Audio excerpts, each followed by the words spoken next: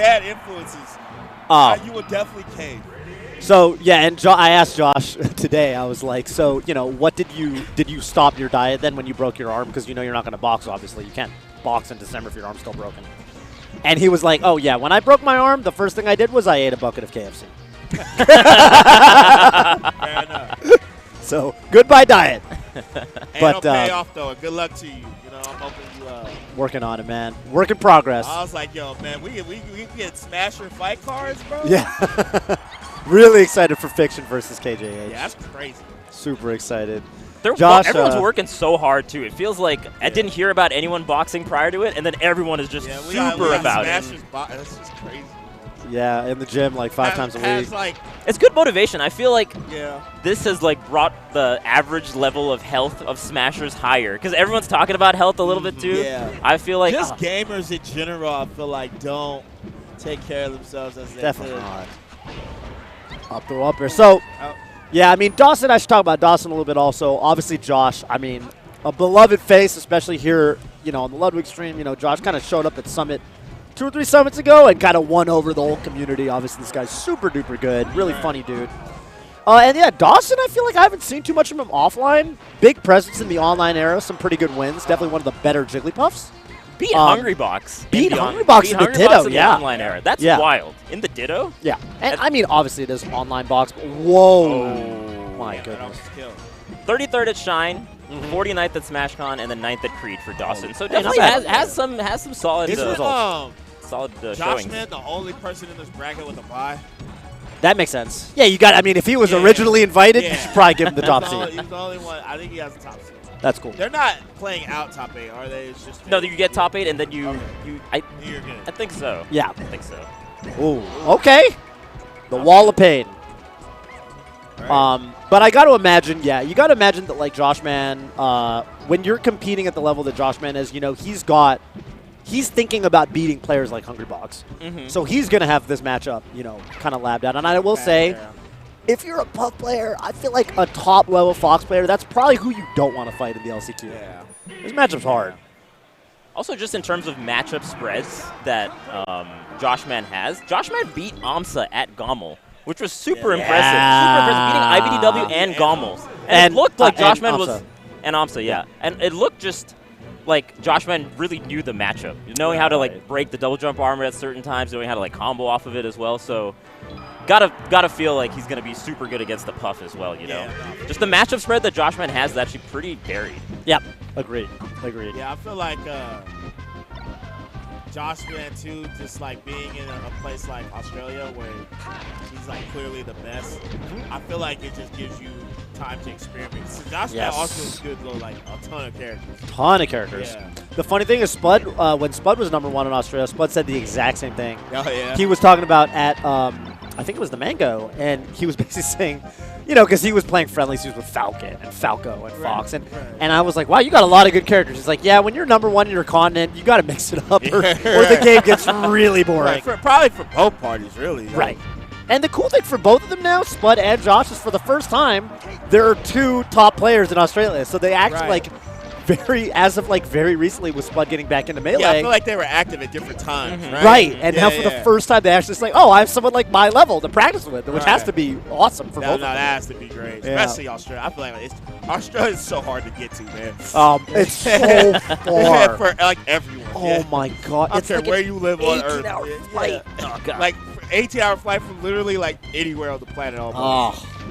This is it's far from Europe, it's far from Asia. Yeah, Asia would be the closest. And it's still probably 10 hours, 12? If you're, depending where you are. Yeah, where you are, for sure. So Dawson with the Dreamland pick, obviously, good pick, but I don't know, man. It just seems like Josh Man's this momentum just has not been stopped at all. I think versus Puff especially, knowing when to end your combos is super important. Oh, that's actually the lower pound. Right. Usually you see the rising pound in combos, but that was a good reaction to where Josh Man was kind of DIing to get the lower pound there. But Josh Man is good about ending the combos well or ending the pressure well and then resetting and then kind of lasering when the Puff is far enough away, right? Yeah. I think that kind of style is super good versus Puff. Agreed. I agree. And also just being down to fight Puff from below. You'll see this, the first player who actually kind of put me onto this playstyle was actually Lucian. And Lucian, Papa Lucian. And he was talking about he was talking about how he felt like the thing to do against Puff that people at the time weren't really doing was like run under her, which is kind of floating in the air, and then you can threaten with those those back airs from underneath her, because she's really good at threatening space in the air to her side because Bear's such a big move to the side. But if you get right underneath her, she doesn't really have anything. Okay, that's a big rest. Easing up the game. I'm gonna just bring this up to Lucian. Yeah, go ahead. Random. But we got a little Discord that we're in, right? All of us, and then I told everybody I was driving. They're like, oh, make sure you make it safe, right? I'm like, I'll ping the Discord when I make it. So I get here, and I'm like settled. I'm like, yo guys, I made it, and then see a thumbs up and a congrats, and it's Lucian. I was like, oh man, thanks, Lucian. That's pretty funny. Yeah, shout out to Lucian. One of the best players that nobody knows about. No, actually, of all time. Of all time. Actually. He got super good at that. Yeah. There was one Evo where Lucian had his squad dress up in all black suits, and then follow Lucian around during the tournament sets because. Didn't he play you? Yeah, so basically it was those people are attending the funeral of the opponent of Lucian. No. So I'm about to play Lucian, right? And then 5 people come up behind Lucian in all black. I'm like, what is going on? Sounds like something can't be coordinated. That's hype. Yo, Josh Van takes game 2. Yeah, looking and that's the stage. Out. Ooh. I wonder is he right-handed, I'm assuming? Oh, that's I think a good question. so, yeah, because I do know the way that the arm was broken was in arm wrestling. Oh, that's tough. Oh, was it really? Yeah. Although according to Josh, he was winning. Very that sounds like some Australian vibes, bro. I don't know. They just seem like they just bro, out there when talking to Josh, man, I feel like that's definitely some shit he would do just for arm wrestling. So I'm not surprised. But damn, I didn't know that. You got to be trying really hard in arm wrestling to break your arm, I feel or like. you just going up against the strongest man alive. Right? I'm like, yo. Yeah, apparently his opponent was indeed a beast, but he does claim he was winning, and he just put his whole body weight on his arm. Did he win? I don't know. I think he might a clean break. I think he might have won the battle but lost the war kind of situation. One of those. Yeah. Dreamland again. I mean, you got to go here. You got to be able to win here if you're Puff, because this is the stage. Dude, sometimes this stage. Okay, so hear me out. Obviously, I think it's Puff's best stage. Yep. But when Puff is losing here, sometimes it doesn't look like fun. I swear, I'm like, yo, man, you might need something smaller. You know what's interesting? Actually, HBox talks about that, where HBox will sometimes counterpick Yoshi's because of that kind of phenomenon. Right. If he's down, at least on Yoshi's, you can maybe chase down the Fox and get a low % KO. But on Dreamland, if the Fox is trying to play a game like you're talking about, where they're running and gunning and kind of just keeping away, Puff can't really chase. Right. So it's all about who gets the lead and who gets that first stock. Dude, I watch Cody play IBDW play Hungry Box. And sometimes I'm like, yo, I low-key just think this stage might be worse than just picking FOD or Battlefield or Yoshi's even, right? Bro, it actually happened against AMSA as well. AMSA camped out. Oh, wait a minute. Wait a minute. Was patient out of HBox, right, in the Dreamland game. Yeah. I mean, hey, sometimes. People are understanding what you're supposed to do. That's the risk when you play Puff, right? You're gonna get camped. Yep.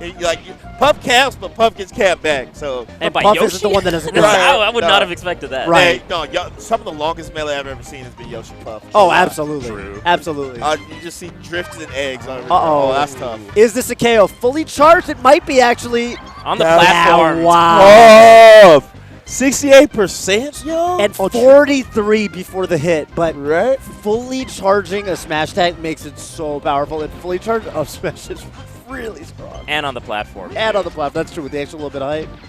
Joshman has been doing a lot of tech in place in those situations where Dawson tried to get the rest read or the rest punish, right, on the platform. So it's kind of a little bit tricky to punish. It's a fast timing if you're not ready for it. Yeah. Oh, no! That's a little piv. Yeah. A little piv. The cheeky piv. The crazy part about that pivot, I think, too, is that a back air coming out from Puff still loses to that. Yes. Yeah. Yes. Which is what that distance felt like. It At felt like worst back you air trade, was coming right? out. At worst, you trade. Yeah, Exactly. even Exactly. then. God. Oh, getting the boy. up smash. So that's basically you're getting the up smash, or at least getting the jump cancel input, which makes it a 2-frame window. You're getting in the exact frame between when you're dashing left and you're dashing right. Mm-hmm. So very precise placement there.